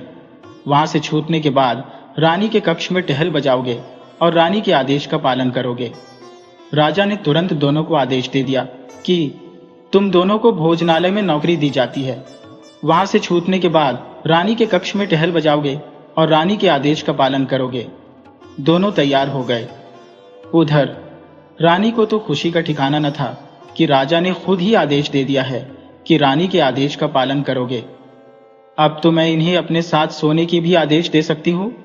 शाम में काम खत्म कर रानी के कक्ष में आए तो रानी ने दोनों से अपना हाथ पैर दबवाने का आदेश दिया। फिर बोली कि मेरे साथ सो रहो। सूर्य प्रकाश बोला, रानी आप मेरी मां के समान हो, कुछ तो शर्म करो। रानी बोली, तुम चुपचाप मेरे आदेश का पालन करो। सूर्य प्रकाश बोला, ठीक है, तुम मुझसे पति की तरह सेवा चाहती हो तो तुम्हें भी मेरे पास पत्नी की तरह आना होगा। पहले पलंग से नीचे उतरो और फिर एक पत्नी की तरह हमारी सेवा करो। रानी पलंग से उतर गई, मगर लाख प्रयत्न के बाद भी पलंग को छू न सकी, क्योंकि ताबीज के असर के चलते उसे पलंग छूते ही सारे शरीर में जलन होने लगती थी। राजकुमार बोला, क्या हुआ, देर क्यों कर रही हो? शायद राजा से डर रही हो। रानी ने सोचा, अरे राजा के आने का वक्त हो गया है, इस तरह देख लिया तो हम पर शंका कर बैठेगा और दोनों को नौकरी से भी निकाल देगा। वह बोली, तुम दोनों इस वक्त यहां से जाओ, फिर बाद में हम मिलते हैं। दोनों दुष्ट रानी से किसी तरह मुक्त हो भोजनालय के पास अपने शयन कक्ष में चले गए, मगर उन्हें रानी से बहुत ज्यादा खतरा महसूस हो रहा था। सोच रहे थे कि अगर हम रानी की किसी बात से इनकार करते हैं तो हमें राजा से मरवा सकती है। चंद्र प्रकाश बोला, भाई हमें जल्दी कोई उपाय कर रानी से निपट लेने चाहिए, वरना विलंब होने पर कहीं वही ना हमें निपटा दे। सूर्य प्रकाश बोला, भाई तुम ठीक कह रहे हो, हम आज रात ही सभी खेल खत्म कर देते हैं। दोपहर में दोनों राजा रानी को भोजन लेकर गए। रोज दोपहर में एक दासी राजा रानी को भोजन कराती थी, मगर उसकी तबीयत खराब होने के कारण उसने दोनों को ही भोजन ले जाने को भेज दिया था। दोनों ने मौके का खूब लाभ उठाया था। अपना ताबीज रानी के भोजन से स्पर्श करा दिया था। रानी ने ज्यों ही पहला निवाला मुंह में डाला, वह असली रूप में परिवर्तित होने लगी। राजा ये देख घबराने लगा और बोला, अरे तुम्हें यह क्या हो रहा है, तुम राक्षसी हो। अब राक्षसी चाहकर भी रूप नहीं बदल पा रही थी तो सोची, अब कुछ छुपाने से नहीं छुपने वाला, तो राजा को ही खत्म कर देती हूं। वह राजा पर झपट पड़ी। तभी बड़ा राजकुमार सूर्य प्रकाश राजा की तलवार उठा राक्षसी का वध कर दिया। राजा की जान में जान आई, उसकी आंख खुल चुकी थी। उसे पीछे की बात याद आने लगी कि उस पेड़ पर चढ़ा युवक सच बोल रहा था। यह उसकी पत्नी नहीं थी। हमारे दरबार में, हमारी प्रजा में जितने जीव जंतु, पशु, हाथी, घोड़े गायब हुए हैं, जितने आदमी गायब हुए हैं, सब इसी ने खाए हैं। और तो और हम अपनी धर्मात्मा रानी और उसकी भोली भाली दासी को भी महल से निकाल दिया था। दोनों गर्भवती थी, दोनों के पेट में हमारे ही बच्चे पल रहे थे, परंतु दुष्ट राक्षसी ने साजिश कर महल से निकलवा दिया था। शायद उन्हें भी यह खा गई। राजा विलाप करने लगा तो राजकुमार बोला, महाराज आप विलाप न करें, आपकी रानी जिंदा है, आपकी दासी भी जिंदा है और दोनों के पुत्र भी जिंदा है, और इस वक्त आपके सामने खड़े हैं। हम दोनों ही आपके पुत्र हैं। राजा यह सुन विलाप करना छोड़ दिया और दोनों को गले लगा लिया और बोला, दोनों की मां इस वक्त कहां है, हमें दोनों के पास ले चलो। राजकुमार राजा को महात्मा के आश्रम में ले गए। राजा रानी को देख विलाप करने लगा। उसने दासी से भी माफी मांग लिया था तथा महात्मा के आश्रम में ही दासी से विवाह कर लिया। दोनों रानियों और अपने पुत्रों को लेकर महल लौट आया। इसके बाद अपने प्रजा से अपने के पाप का क्षमा मांगा। अब राजा का राजकाज बड़ी रानी संभालती थी। राजा सिर्फ अपने शयन कक्ष में रहता। इस प्रकार एक राक्षसी ने अपना आतंक मचा रखा था। अंत में उसका भी जीवन समाप्त हो गया। एक छोटी सी सीख, हमें अपनी आंखों देखी हर बात पर तुरंत विश्वास नहीं करना चाहिए। बुद्धि और विवेक से काम लेना चाहिए, वरना झूठे दिखावे में फंसकर सच्चाई से दूर हो सकते हैं।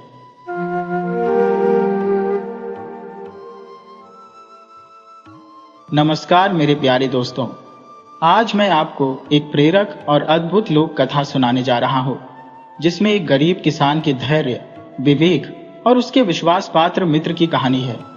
साथ ही यह कहानी यह भी बताती है कि कैसे जीवन में आई हर कष्ट और बाधा को चतुराई से पार किया जा सकता है। कहानी में कुछ ऐसे मोड़ हैं जो आपको सोचने पर मजबूर कर देंगे। कहानी शुरू करने से पहले मैं आप सभी से विनम्र निवेदन करता हूं कि आप केकीवी स्टोरी को अभी सब्सक्राइब कर लें। साथ ही इस वीडियो को लाइक, शेयर और कमेंट जरूर करें। आपके समर्थन से ही हमारा मनोबल बढ़ता है। आइए कहानी शुरू करते हैं। पुराने जमाने की बात है। एक गांव हुआ करता था जिसका नाम रघुनाथपुर था। उस गांव में बहुत से किसान रहते थे जो खेती बाड़ी करके ही अपना गुजारा चलाते थे। रघुनाथपुर की गिनती पूरे राज्य में सबसे आगे होती थी, खासकर खेती के मामले में। नगर के बड़े बड़े व्यापारी भी रघुनाथपुर के मेहनती किसानों पर ही निर्भर रहते थे और उनका पूरा कारोबार इन्हीं के बलबूते चलता था। उसी रघुनाथपुर गांव में एक बहुत ही साधारण और नेक दिल किसान रहा करता था जिसका नाम प्रेमदयाल था। प्रेमदयाल अपने नाम के बिल्कुल विपरीत नहीं थे, बल्कि वह सचमुच प्रेम से भरे और दयालु थे। उनका स्वभाव ऐसा था कि भले ही उनके अपने घर में खाने को हो या ना हो, लेकिन उनके दरवाजे पर जो भी व्यक्ति आता था उसे पेट भरकर भोजन कराए बिना वह कभी विदा नहीं करते थे। उनकी पत्नी का नाम लाजवंती था और वह भी बहुत ही धर्मात्मा और साध्वी महिला थी। भगवान ने यह जोड़ी शायद उनके पिछले कर्मों के अनुसार ही बनाई थी, या यूं कहिए कि उन दोनों पति पत्नी में 36 गुण आपस में मिलते थे और दोनों एक दूसरे के लिए सर्वथा उपयुक्त थे। प्रेमदयाल के पास खेत का बस एक छोटा सा टुकड़ा था। वह उसी में खेती करते थे और उसी से अपना तथा अपनी पत्नी का खर्चा चलता था। एक दिन की बात है, किसान प्रेमदयाल अपने छोटे से खेत में जी तोड़ मेहनत कर रहा था। तभी उसने देखा कि गांव का सबसे बड़ा जमींदार जग्गू पहलवान सीधा उसके खेत की ओर ही आ रहा है। यह देखते ही प्रेमदयाल अपने खेत से बाहर निकल आया। जग्गू वहीं पहुंच गया। जग्गू पहलवान केवल सबसे बड़ा जमींदार ही नहीं था, बल्कि वह रघुनाथपुर का सबसे धूर्त और कपटी आदमी भी था। उसकी बुरी आदत थी कि वह आए दिन गांव के छोटे मोटे किसानों की जमीन धोखे से हड़प लेता था। जग्गू को अपनी तरफ आते देखकर प्रेमदयाल मन ही मन बहुत घबरा गया था। जग्गू ने आते ही रौबदार अंदाज में कहा, और छोटे मोटे किसान प्रेमदयाल, क्या हाल है, कैसे हो? प्रेमदयाल ने जरा संभल कर जवाब दिया, मैं तो ठीक हूं जग्गू दादा, आप बताइए मेरे यहाँ कैसे आना हुआ? जग्गू ने चेहरे पर मक्खन लगाते हुए कहा, अरे प्रेमदयाल, मैं तो तुम्हारी भलाई के लिए यहाँ आया हूँ। दरअसल मेरी दिली इच्छा है कि तुम चैन से अपना जीवन जियो। ये दिन भर खेतों में हड्डियां घिसने से तुम्हें भला क्या मिल पाएगा? सिवाय 2 वक्त की रोटी के कुछ हाथ नहीं आता। प्रेमदयाल ने जरा स्पष्टता से कहा, जग्गू दादा, मुझे घुमा फिराकर बातें करना जरा भी समझ नहीं आता। मैं तो एक सीधा साधा किसान हूँ। मुझे आपकी चालबाजी और पैंतरे बिल्कुल समझ नहीं आते। आप सीधा सीधा बताइए कि आपको मुझसे क्या चाहिए? जग्गू ने कहा, अरे भाई प्रेमदयाल, बात ऐसी है कि तुम्हारा यह छोटा सा खेत का टुकड़ा मेरे खेत से ही लगा हुआ है। तुम इसमें दिन भर पसीना बहाते हो, पर तुम्हें कोई खास लाभ नहीं होता। बस 2 वक्त का भोजन मिल जाता है, और तुम्हारी अभी अभी तो नई नई शादी हुई है। अरे बुद्धू, तुम इधर खेत में काम करते रह जाओगे और उधर कोई तुम्हारी पत्नी को लेकर भाग जाएगा। प्रेमदयाल को सुनकर गुस्सा आया, पर वो शांत रहा। जग्गू ने आगे कहा, इसीलिए तुम एक काम करो, यह अपना छोटा सा जमीन का टुकड़ा मुझे बेच दो। बदले में मैं तुम्हें उसका मुंह मांगा पैसा दूंगा और साथ ही तुम्हें अपने साथ एक अच्छी तनख्वाह देकर काम पर भी रख लूंगा। प्रेमदयाल अच्छी तरह जानता था कि जग्गू ऐसी ही मीठी मीठी बातें बोलकर न जाने कितने सीधे साधे किसानों की जमीन हड़प चुका है। प्रेमदयाल ने जरा आत्मविश्वास से कहा, जग्गू पहलवान, बात ऐसी है कि मैं अपना खेत किसी को नहीं दे सकता। दरअसल मैं इस साल एक ऐसी अनोखी फसल बोने वाला हूं जिससे मुझे बहुत ज्यादा आमदनी होगी। इतना पैसा मिलेगा कि मैं तुम्हारी जमीन खरीदने की सोच रहा हूं, और तुम उल्टे मुझसे ही मेरा खेत लेने आ गए। जग्गू मन ही मन बहुत चौंका। उसने सोचा, अरे ये साला ऐसा कौन सा बीज बोने वाला है कि यह मेरा ही खेत खरीद लेगा? उसने तुरंत प्रेमदयाल से पूछा, भाई प्रेमदयाल, जरा हमें भी तो बताओ, ऐसा कौन सा अद्भुत फसल है जिसे बेचकर तुम मेरा खेत ही खरीद लोगे? प्रेमदयाल ने मुस्कुराते हुए जवाब दिया, जग्गू दादा, बस समय का इंतजार कीजिए, आपको खुद ही पता चल जाएगा। मैं अभी इस फसल का नाम नहीं बता सकता। दरअसल यह एक गुप्त योजना है जिसे सिर्फ मैं जानता हूं। मैंने तो ये बात अपनी पत्नी तक से नहीं कही है, फिर आपको कैसे बता दूं? जग्गू जिस गुस्से और तेवर में आया था, उतने ही ढीले और उदास मुंह के साथ वहां से वापस लौट गया। प्रेमदयाल की जान में जान आई। उसने मन में सोचा, ससुराल को खूब अच्छा मूर्ख बनाया, बड़ा आया था मेरा खेत हड़पने। उसी शाम को प्रेमदयाल अपने घर लौटा। उसकी पत्नी लाजवंती ने आते ही कहा, अजी सुनते हैं? प्रेमदयाल ने जवाब दिया, हाँ भाग्यवान, बोलो क्या बात है? पत्नी लाजवंती बोली, आज दोपहर में एक महात्मा आए थे। मैंने उनकी खूब सेवा सत्कार की। इसके बाद उन्हें भोजन कराया। जाते समय मैंने उनको 5 रुपये दक्षिणा भी दी। वह आगे बोली, महात्मा जाते जाते मुझे पुत्र प्राप्ति का आशीर्वाद दे गए। उन्होंने कहा कि बहुत जल्द तुम्हें एक पुत्र होगा। प्रेमदयाल बोले, वाह, तुमने तो बहुत ही बढ़िया काम किया जो तुमने महात्मा का इतना आदर सत्कार किया। इसी तरह जो भी साधु संत हमारे दरवाजे पर आए, तुम उन्हें कभी खाली हाथ मत जाने देना। भगवान ने चाहा तो हमें जरूर एक दिन संतान की प्राप्ति होगी। दरअसल उनकी शादी को 5 वर्ष बीत चुके थे, मगर प्रेमदयाल को अब तक कोई पुत्र नहीं हुआ था। इस बात को लेकर दोनों पति पत्नी काफी चिंतित रहा करते थे। उन्हें अपने बुढ़ापे की चिंता सताती रहती थी कि अगर उनका कोई औलाद नहीं होगा तो जिस दिन उनके हाथ पैर साथ छोड़ देंगे, उसी दिन से उनकी दुर्दशा शुरू हो जाएगी। धीरे धीरे समय का चक्र घूमने लगा। कब 10 वर्ष और बीत गए उन्हें पता ही नहीं चला। मगर किसान प्रेमदयाल के घर में अब तक एक भी संतान का आगमन नहीं हुआ। किसान और उसकी पत्नी ने अब इसे विधि का विधान मान लिया था। वे अब संतान प्राप्ति के लिए कोई यत्न भी नहीं करते थे। अब दोनों पति पत्नी मिलकर खेतों में काम करते। एक दिन प्रेमदयाल अपनी पत्नी से बोले, लाजवंती, लगता है भगवान हमारे किस्मत में संतान सुख लिखना भूल गए हैं। तुम अब इन सब बातों का चिंतन छोड़ो। हम लोग अब अपने बुढ़ापे के लिए धन इकट्ठा करना शुरू करेंगे। अगर हमारे पास ढेर सारा धन होगा तो बहुत सारे लोग हमारी सेवा करेंगे। दोनों पति पत्नी अपना सारा अनाज एक ही सेठ को देते थे, जिसका नाम भोलन बावरा था। लगभग 10 वर्षों से भोलन बावरा किसान प्रेमदयाल की सारी फसल खरीद लेता था। वह किसान का भरोसेमंद और वफादार सेठ था। किसान के घर अक्सर आने जाने के कारण सेठ भोलन बावरा किसान से काफी घुल मिल गया था और दोनों बहुत ही घनिष्ठ मित्र हो गए थे। भोलन बावरा नगर का सबसे बड़ा अनाज व्यापारी था। उसके यहाँ सभी किसान अपनी फसल बेचते थे। इसका कारण यह था कि वह समय से सबका पैसा खुद उनके घर भिजवा देता था। बाकी सेठों का हाल यह था कि वे फसल खरीदने के बाद कई वर्षों में लोगों का पैसा देते थे, जिसके कारण लोग भोलन बावरा को अपनी फसल आंख बंद करके दे देते थे। हाँ, एक किसान था जो भोलन बावरा को अपनी फसल नहीं बेचता था। उसका नाम जग्गू पहलवान था।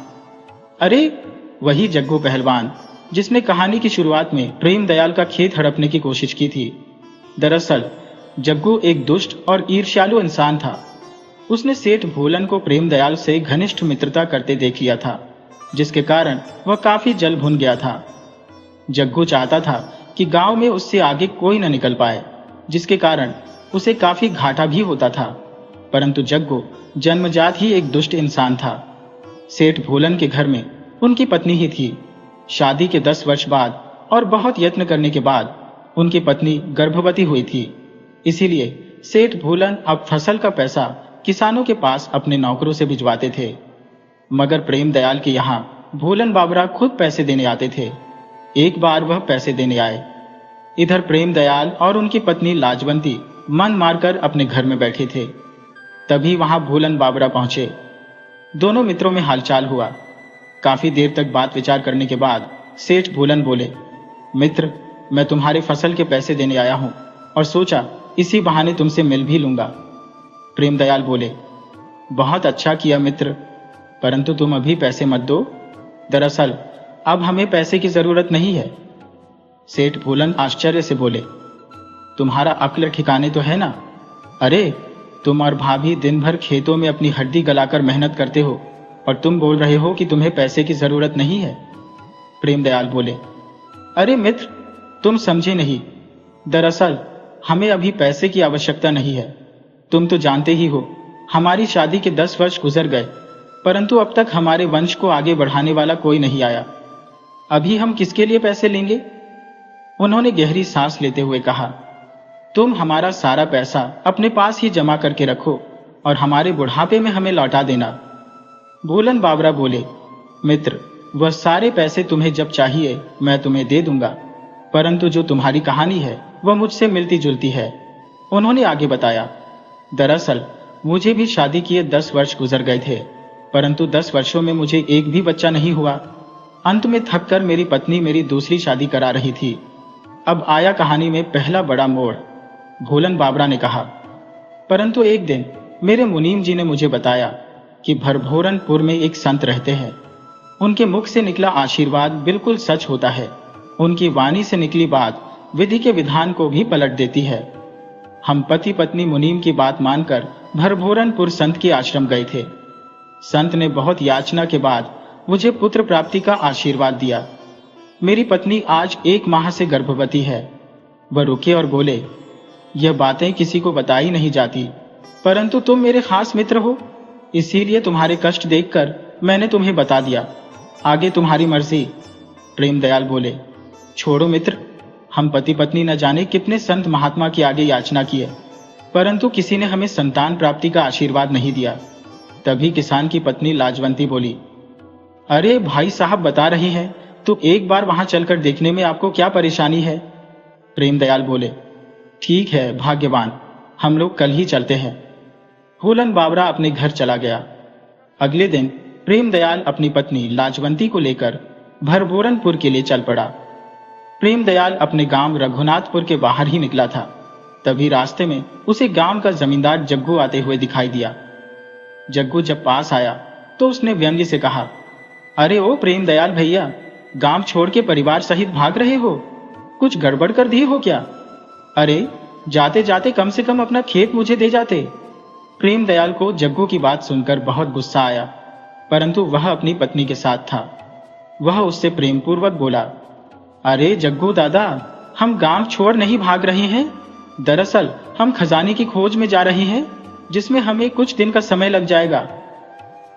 जग्गू को लगा कि यह सच कह रहा है, पर उसे फंसाने के लिए प्रेमदयाल ने आगे कहा, तो मैं अपनी पत्नी को भोजन बनाने के मकसद से ले जा रहा हूं। मुझे खजाना ढूंढने से फुर्सत नहीं मिलेगी, जिसके कारण मेरा भोजन नहीं बन पाएगा। अगर मेरी पत्नी मेरे साथ रहेगी तो मेरा भोजन समय से बना देगी।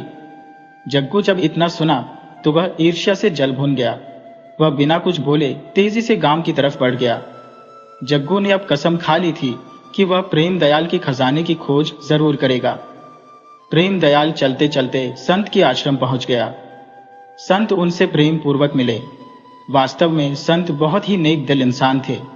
वह बिना कुछ बोले एक सेब प्रेमदयाल की तरफ बढ़ाए और बोले, वत्स, ये सेब खा लेना और रात्रि में अपनी पत्नी से संबंध बनाना, तुम्हें संतान सुख अवश्य मिल जाएगा। दोनों पति पत्नी संत का आशीर्वाद लेकर अपने घर को चल पड़े। शाम होते होते दोनों अपने घर पहुंच गए। किसान की पत्नी लाजवंती ने भोजन बनाया। इसके बाद अपने पति प्रेमदयाल को भोजन परोसा और खुद सजने लगी। आज उसको अपने पति के सामने अच्छा दिखना था। दोनों बिस्तर पर गए और थोड़ी देर में काम वासना में तृप्त हो गए। 1 घंटे तक हम बिस्तर होने के बाद दोनों थक गए। वह एक दूसरे को बाहों में भरकर सो गए। अगले दिन किसान उठा और अपने खेत में काम करने चला गया। उधर उसके खेत के बगल में जमींदार जग्गू पहलवान मजदूरों के साथ अपने खेत में काम करवा रहा था। जब प्रेमदयाल ने जग्गू को खेत में काम करते देखा तो उसका मन मचलने लगा। यह है कहानी का दूसरा बड़ा मोड़। जग्गू लालची स्वभाव का था।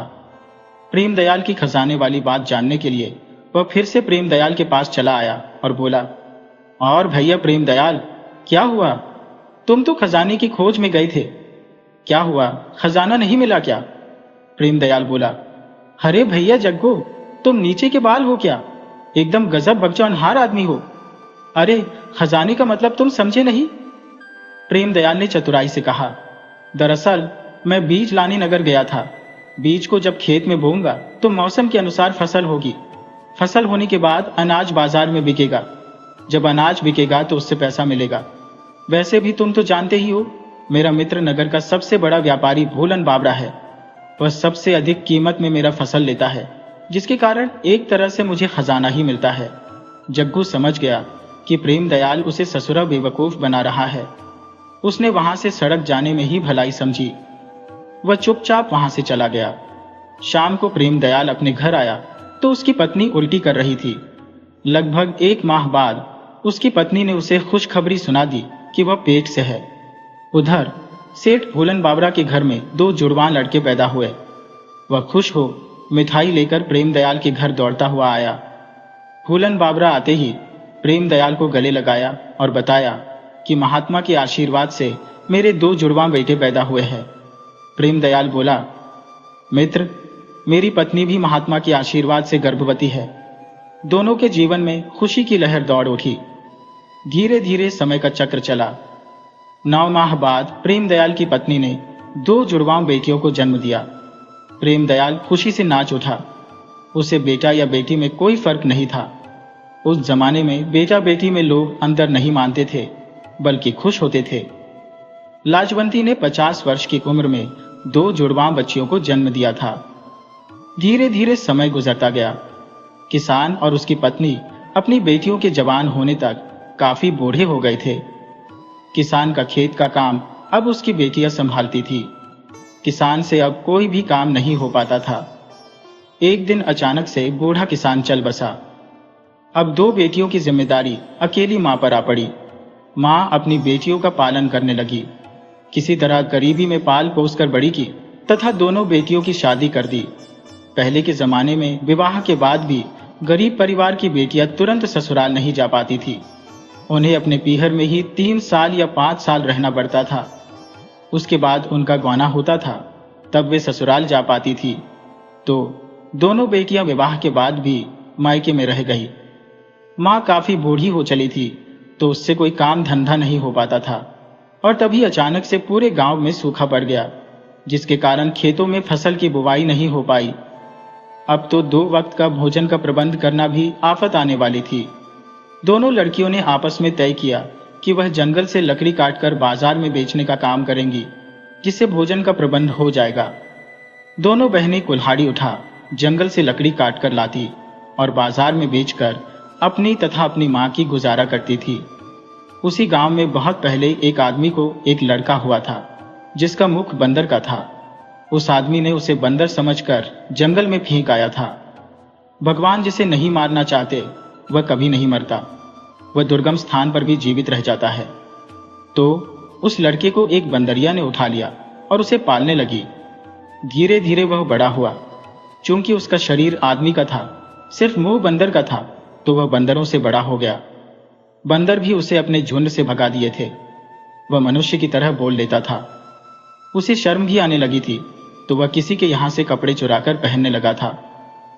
वह गांव में कम ही आता था, ज्यादातर जंगल में ही पड़ा रहता। चूंकि वह अब छोटा नहीं था, सयाना हो चला था। एक दिन उसकी नजर दोनों बहनों पर गई। यह है कहानी का तीसरा और सबसे बड़ा मोड़। उसे देखते ही उसके मन में काम वासना का हलचल मचने लगा। उसने सोचा कि दोनों से जबरदस्ती करो, मगर उनके हाथ में कुल्हाड़ी देखकर वह डर गया। दोनों साथ ही रहती थी और धारदार कुल्हाड़ी रखती थी। शरीर से भी मजबूत थी। बंदर के शक्ल वाला लड़का उससे डर गया, मगर काम वासना है कि शांत ही नहीं हो रही थी। उसने पक्का सोच लिया कि किसी भी तरह दोनों को पत्नी बनने के लिए मना लो।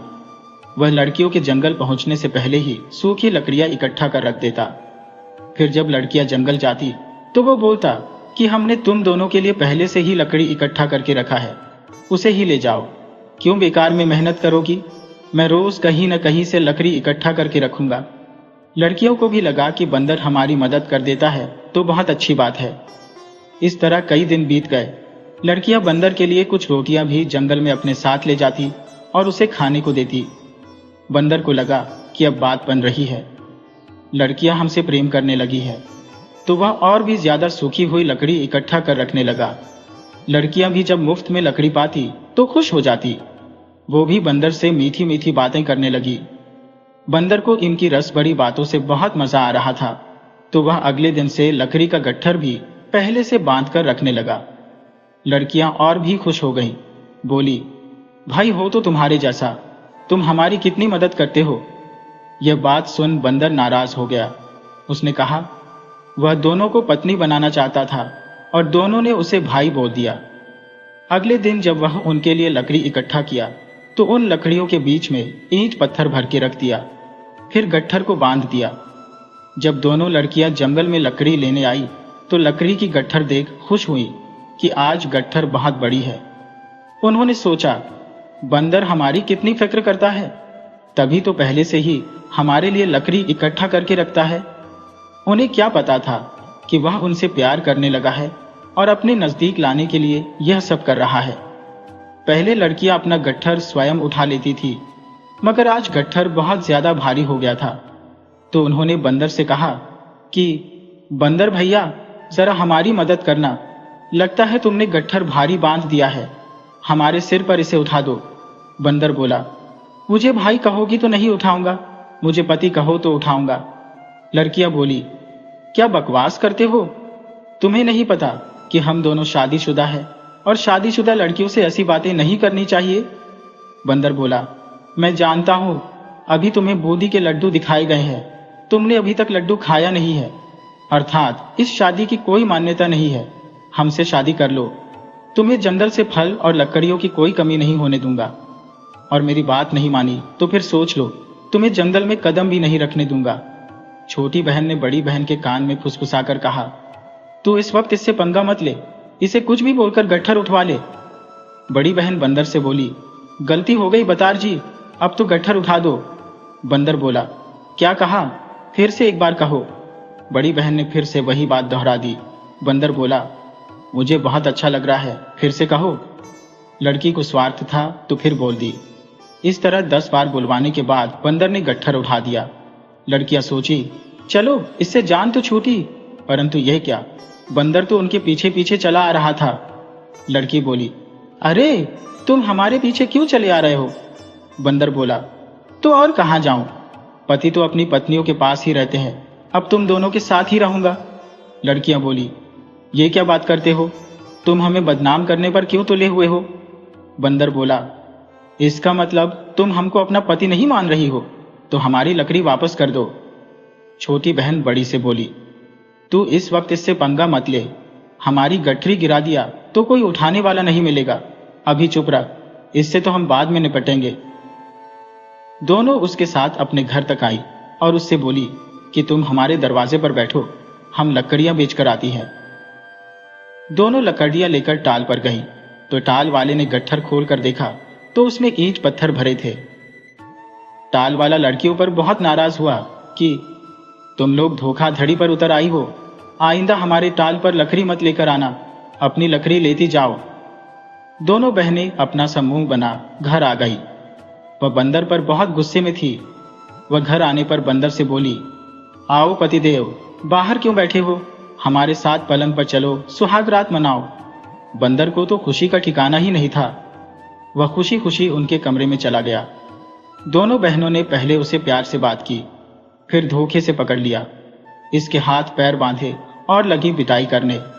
मारते मारते बंदर का कचूमर निकाल दिया। बंदर हाथ जोड़ता रहा कि बहन, अब ऐसी गलती नहीं होगी, मुझे छोड़ दो, अब तो यह जंगल भी छोड़कर चला जाऊंगा।